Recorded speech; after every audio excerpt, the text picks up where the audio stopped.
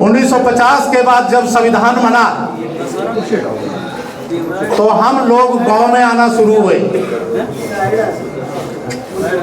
और 1950 में मेरे पिताजी मैट्रिक पास की उन्होंने, और मैट्रिक पास करके वो फिर फॉरेस्ट ऑफिसर बने और फॉरेस्ट ऑफिसर बन के उन्होंने अपने 5 बच्चों को पढ़ाया,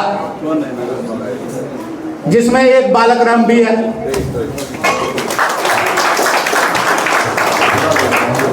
और जब मैं स्कूल में गया और स्कूल में जाने के बाद, मैं शिक्षा की बात बता रहा हूं आपको, जब मैं शिक्षा स्कूल में गया तो मुझे वहां से एक बात का पता लगा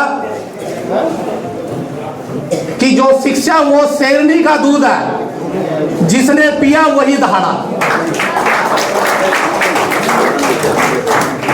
और साथियों, हम गधों पे चलने वाले लोग 1950 के बाद हम लोग 2-2 कोठियां और 3-3, 4-4 कारों के मालिक हैं। वो किसकी बदौलत है? जरा हाथ खड़े करके बताओ मुझे। जो 4-4 कोठियों के मालिक और 3-3 कारों के जो मालिक आज हम लोग हैं, गधों पे चलने वाले, वो किसकी बदौलत है? वो शिक्षा की बदौलत नहीं, शिक्षा बाद में आई, उनकी बदौलत है, बाबा साहब की बदौलत है। अब बाबा साहब की बदौलत क्यों है वो भी बता दूं आपको मैं, क्यों है। बाबा साहब अगर संविधान नहीं लिखते, बराबरी का अधिकार नहीं देते, तो साथियों आज हमारी वही स्थिति 1947 से पहले की होती है। अगर आप लोग इस पे मंथन करें, शिक्षा से तीसरा चक्षु खुलता है, शिक्षा से तीसरा दरवाजा खुलता है दिमाग का। अगर सोच लें तो 1947 से पहले भी भगवान था और आज भी भगवान है। 1950 से पहले भगवान ने हमारा क्यों नहीं कर दिया? हम गधों पे क्यों थे? 1947 से पहले गधों पे क्यों थे और 1950 के बाद आज कारों पे कैसे आ गए? तो ये बाबा साहब की देन है। और बाबा साहब की जिन्होंने फिलॉसफी पढ़ी है वो आपके सामने है, जिसमें आप बैठे हो, यह भी सब उन्हीं की देन है। आज आप जहां बैठे हो, नहीं तो आपको तो गांव के तो छोड़, शहरों को तो छोड़, गांव के नजदीक नहीं आने दिया जाता था। आज ये बाबा साहब की और शिक्षा की बदौलत आप लोग यहाँ बैठे हो, नहीं तो हमारे लोगों को कहाँ यहाँ आने की इजाजत थी। तो साथियों, मैं ज्यादा ना बोलता हुआ मैं आप लोगों से यही बेनती कर रहा हूं कि आप अपने बच्चों को, अपना पेट काट के अपने बच्चों को पढ़ाइए। और जब हम लोग पढ़ेंगे तभी हम दुनिया की तरक्की की दौड़ में आ सकते हैं। हम बहुत वंचित लोग हैं। और इसके बाद आप लोग शिक्षा पढ़ा के भी क्या करोगे? उसके लिए हमें फिर नौकरियां भी चाहिए।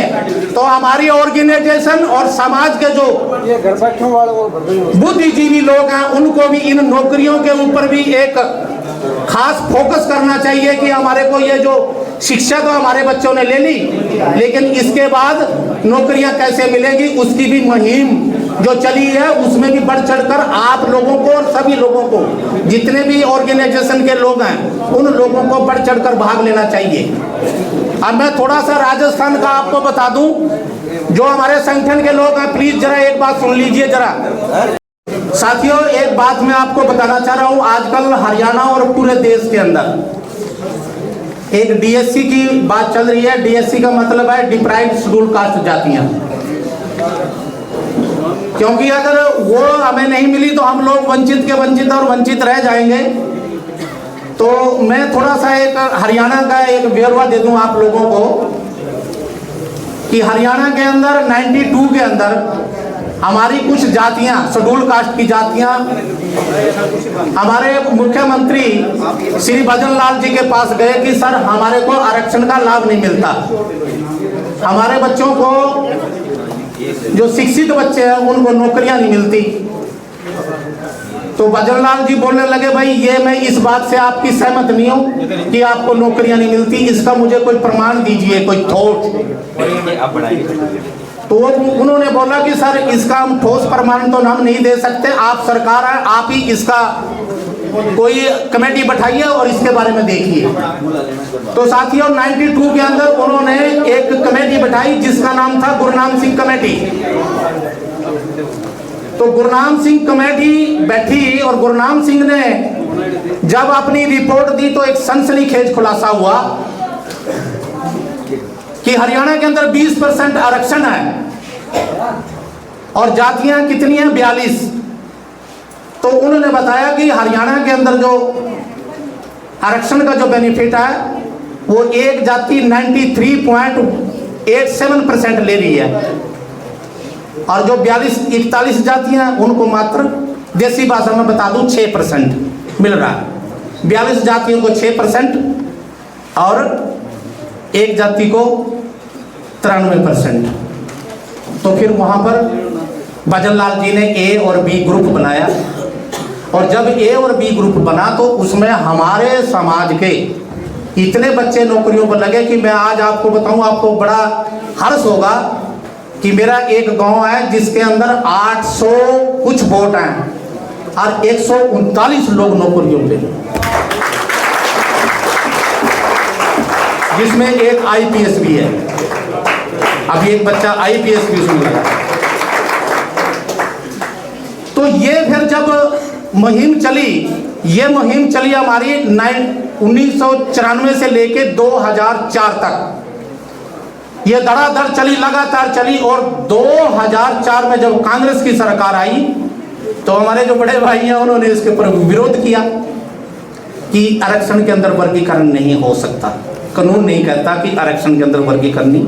और उन्होंने फिर इसको कोर्ट में डाल दिया और कोर्ट में जाके इसका जो इसके लिए हम लोगों ने 20 साल यानी 24 आ गया 20 साल हम लोगों ने इस पे फाइट की।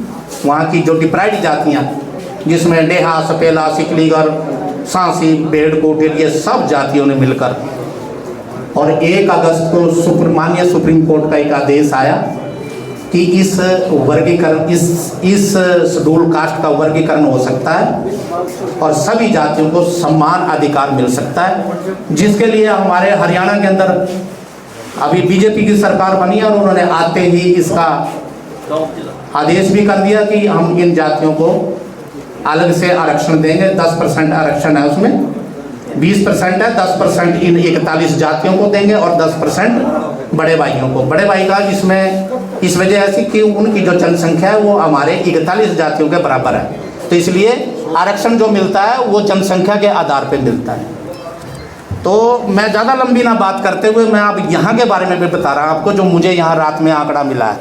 आपके यहाँ हमारे यहाँ आपकी राजस्थान की जो जनसंख्या है इस टाइम, राजस्थान की जनसंख्या 1,22,21,593 है टोटल जनसंख्या। और इसमें जो डीएससी है जो आप लोग जितनी भी बड़े भाइयों को छोड़ के जितनी भी जातियां इसमें हैं वो डिप्राइड शेड्यूल कास्ट है। उनकी आबादी जो है वो आबादी उनकी 11.18% है और जो इसमें जो बड़े भाई हैं उनकी 6.65% है। और उन लोगों के आईएएस, उन लोगों के मिनिस्टर, उन 6% के उनके सब कुछ हैं, लेकिन 11% में आप लोगों के देखो कितने मिनिस्टर हैं, कितने आईएएस हैं, कितने आईपीएस हैं और कितने अब वो हैं। हम लोग सिर्फ क्लास 4 की नौकरियां ही गिनते हैं, उसमें ही हम खुश हो जाते हैं। लेकिन आप ये देखिए कि हमारे आईपीएस और आईएएस और वो दूसरे मिनिस्टर हमारी जातियों के कितने हैं। तो ये मुहिम माननीय सुप्रीम कोर्ट का ये फैसला है कि ये पूरे देश में लागू होगा। तो आप लोग भी जितनी भी ऑर्गेनाइजेशन है हमारी यहाँ, चाहे वो विमुक्त गमंतु वेलफेयर संघ की है, चाहे वो हमारे कर्मचारी वेलफेयर एसोसिएशन की है और चाहे और भी सामाजिक दायरे हैं, हमें इस चीज़ का इसका प्रारूप पूरा बना के कितने % हमारे समाज को इसका आरक्षण मिलेगा, कितना अलग अलग जातियों की लिस्ट में आपको दूंगा अपने संगठन को। आप लोग माननीय मुख्यमंत्री जी को मुख्यमंत्री जी को एक मांग पत्र दीजिए कि हमारा भी यहाँ जैसे हरियाणा के अंदर वर्गीकरण हुआ है वो वर्गीकरण यहाँ भी हो। ठीक है सर। और इसके साथ में एक हमने और बात रख दी कि ये जो लड़ाई है ना, इसमें हमें एक लड़ाई और लड़नी पड़ेगी। इसमें हमारे बीच में जो खटीक और वाल्मीकि हैं वो भी हमारे से ऊपर है। तो हम ये कह रहे हरियाणा में कि हमारा डिप्राइड जो जाति है जिनको कुछ मिली नहीं उनको अलग कर दिया जाए, एक तीसरी कैटेगरी और बना दी जाए साथ के साथ। तो ये मुहिम भी हमारी वहाँ पर चल रही, उसके लिए भी हम लड़ाई लड़ रहे हैं। और हम लोग अगर ये चीज यहाँ लागू होगी तो हमारे जितने भी बच्चे हैं उन बच्चों को शिक्षा में भी ये आरक्षण, शिक्षा में भी, नौकरियों में भी और राजनीति के अंदर भी है। तो आप जितने लोग यहाँ आए हैं सभी लोगों से मैं ये बेनती कर रहा हूँ कि इस मुहिम के अंदर आप लोग तन मन धन से जुड़कर इस मुहिम को सफल बनाएं और अपने बच्चों को मंदिर छोड़ के और कलम पकड़ाएं। धन्यवाद।